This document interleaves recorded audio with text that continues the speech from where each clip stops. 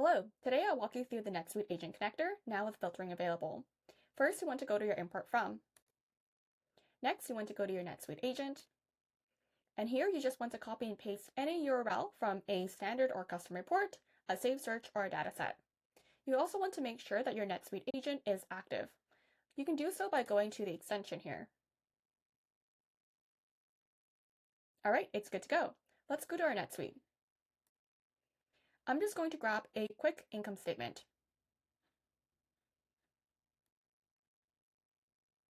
Now I can grab the URL.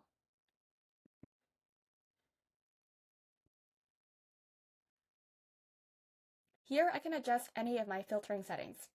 I can choose from class, department, time period, other. Let's go ahead and adjust our time period. I'm changing this fiscal year to the rolling 18 months. I'd also like to adjust my total for my column.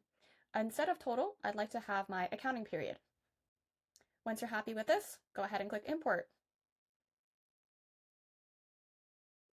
All right, the import is now successfully in our spreadsheet.